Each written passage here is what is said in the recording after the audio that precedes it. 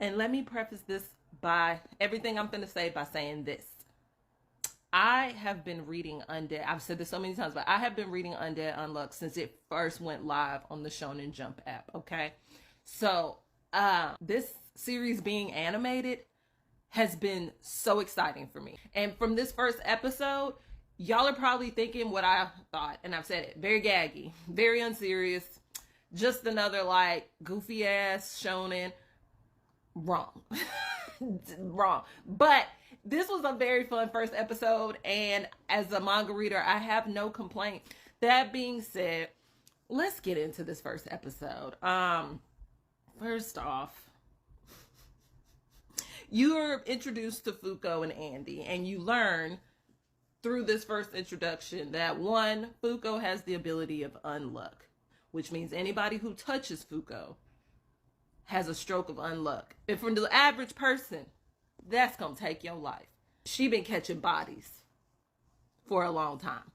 And because of that, Fuko is ready to go. Her favorite manga has finally ended and wrapped, and that's all she needed. It's time for her to jump. We are also introduced to Andy, who is all up in Fuko's business while she's trying to end it all.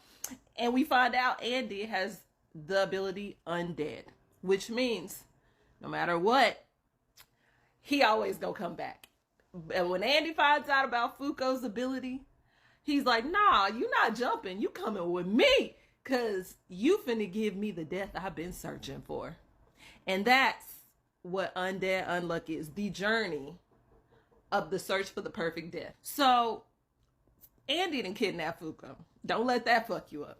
Also, don't let the groping fuck you up. It gets better. It's so funny. I laughed the whole time because like this running joke of Andy being like, okay, now get naked because we're gonna try full on skin to skin contact. I want to see how that makes your ability stronger. Does that make it stronger? Like if you, because Fuko wouldn't tell him what the secret was, so he out here just trying to figure it all out. Andy been around a long time. Andy just do what the fuck he want. Who gonna kill him? Who gonna check him? Who gonna take his life? But he gets better. But also, he's just excited. He just wanna understand the rules of Fuko's ability, and so he can figure out how to get this good death. But in the process, we find out that, you know, he's also being followed by these men in black looking motherfuckers.